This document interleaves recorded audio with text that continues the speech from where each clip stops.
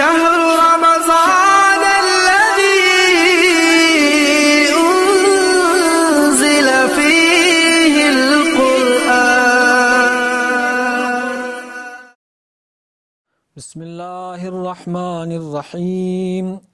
اللهم اجعلني فيه من المستغفرين واجعلني فيه من عبادك الصالحين القانتين واجعلني فيه من أوليائك المقربين برأفتك يا أرحم الراحمين. پانچویں دن کی دعا جس میں ہمیں دعا کرنی چاہیے خدا کی بارگاہ میں، خصوصی طور پر رسول مقدس اسلام کی طرف سے اس منسوب دعا میں ماہ مبارک رمضان کے پانچویں دن میں یہ دعا رسول مقدس اسلام سے نقل ہوئی ہے کہ پروردگارا اللہم اجعلنی من المستغفرین، ہمیں استغفار کرنے والوں میں سے قرار دے. استغفار انسان کی زندگی کے گناہ کو دھو لینے والی چیز ہے. اگر انسان کا کپڑا نجس ہو جائے، گندا ہو جائے، جسم گندا ہو جائے تو صابن کے ذریعے سے انسان دھو لیتے ہیں. انسان گناہوں کے ذریعے سے آلودہ ہو جاتا ہے، گناہوں کے ذریعے سے میلا ہو جاتا ہے. اس گناہوں کو دھونے کے لیے استغفار خدا نے رکھا ہے. کتنا کریم ہے خدا. اگر استغفار خدا نہ رکھتے، توبہ نہ رکھتے تو معصومین کے علاوہ سب دنیا و خسرت دنیا والآخرہ ہو جاتے ہیں. ابھی استغفار کے ذریعے جتنے بھی بڑے گناہ ہو، جتنے بھی گناہ انسان نے کیا ہو، وہ استغفار کے ذریعے خدا اس بندے کو معاف کر دیتے ہیں. تو آج کے دن ماہ مبارک رمضان میں فرماتے ہیں استغفار پروردگارا مجھے مستغفرین استغفار کرنے والوں میں سے قرار دیں. استغفر اللہ کے نا اگرچہ ایک مختصر سا ایک کلمہ ہے، لیکن کتنا فائدہ ہے. استغفار کے ذریعے سے بندہ گناہ سے پاک ہو جاتا ہے. استغفار کی بہت زیادہ تاکید کی گئی ہے. ہم گناہ اس عالم مادے میں گناہ نہ کر کے تو نہیں ہو سکتا ہے. اس دنیا میں انسان صرف معصومین ہے، یا اس کے بعد شاید کچھ لوگ 1%، 2% آپ کو مل سکتے ہیں جو گناہ نہ کرے، محرمات ترک کرے، واجبات پر 100%. لیکن عام بندے تو گناہ نہ کرے کیسے؟ بہت محال تو نہیں کہہ سکتے، بہت مشکل ہے. لیکن اس کے لیے حل رکھا ہے خدا نے، کیا وہ استغفار ہے. مجھ جیسے گناہ گار جتنا بھی گناہ کرتا ہے، اگر دل کی اتھاہ گہرائیوں سے وہ پشیمان ہو جائے، استغفار کرے، استغفر اللہ کہے تو خداوند متعال بخش دیتا ہے. خدا خود فرماتے ہیں تم استغفار کرو میں بخش دیتا ہوں.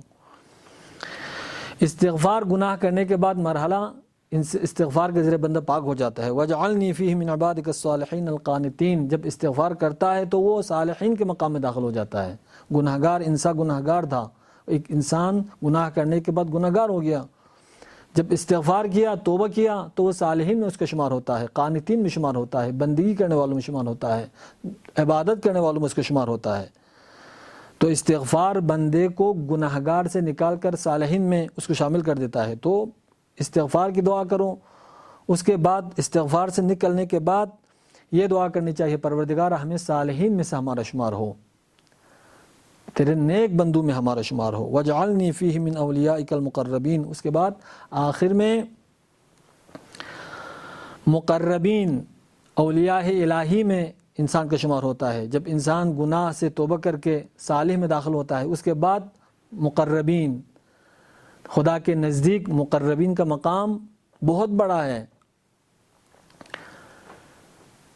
اس مقام میں داخل ہونے کے بعد جو پہلے دن کے دعاؤں میں ہم نے یہ دعائیں کی کہ اذقنی حلاوت ذکرک، مقربین میں داخل ہونے کے بعد انسان کو ذکر الہی کی حلاوت اور شیرینی کا احساس ہو جاتا ہے. مقربین میں داخل ہونے کے بعد گناہ کی کرواہٹ اور تلخیوں کا انسان کو احساس ہوتا ہے.